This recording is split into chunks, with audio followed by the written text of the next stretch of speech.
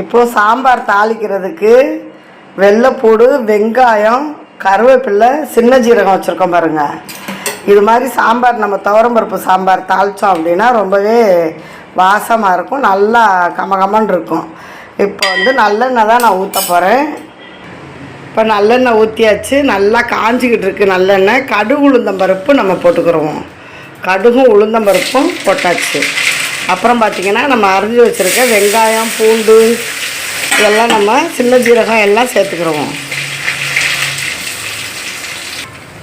நல்லா இந்த ஸ்டேஜுக்கு பொரிஞ்சு வந்தோன்னா நம்ம அடுப்பை ஆஃப் பண்ணிடலாம்.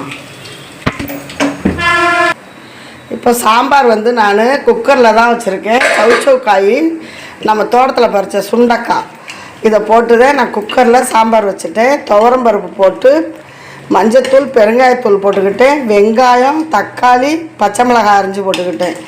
நம்ம அரிஞ்சு வச்சுருக்க சவுச்சவுக்காயவும் போட்டு நல்லா குக்கரில் ஒரு ஆவி காட்டிக்கிட்டேன் நல்லா. அப்புறம் சாம்பார் தூள் போட்டுக்கிட்டேன். இப்போ பாருங்கள், நம்மளுக்கு சாம்பார் கமகமன்னு ரெடி ஆயிடுச்சு. இப்போ தாளித்து வச்சுருக்கிறத நம்ம எடுத்து ஊற்றிக்கிடுவோம். இந்த சாம்பார் வந்து இட்லி தோசைக்கு வச்சுக்கலாம், சாப்பாட்டுக்கும் வச்சுக்கலாம், ரொம்பவே டேஸ்ட்டாக இருக்கும். நான் வந்து இப்போ தோசைக்கு வச்சுக்கிடுவேன். அப்புறம் சாதத்துக்கும் நம்ம வச்சுக்கலாம். காயெல்லாம் போட்டிருக்கிறதுனால ரொம்பவே நல்லாயிருக்கும். நீங்களும் ட்ரை பண்ணி பாருங்கள். சாம்பார் வந்து ரொம்ப சூப்பராக இருக்கும். அது இந்த காய்களோடு வச்சுக்கிட்டு நம்ம சாப்பிடும்போது ரொம்பவே நல்லா இருக்கும். தோசை, இட்லி எல்லாத்துக்குமே ஒரு ஹெல்த்தியான சாம்பார் தான், நல்லா இருக்கும்.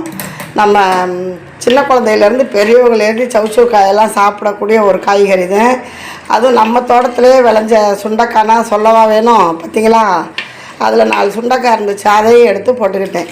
ஓகே ஃப்ரெண்ட்ஸ், வாங்க இப்போ சாம்பார் வச்சு தோசை வச்சு சாப்பிட்லாம்.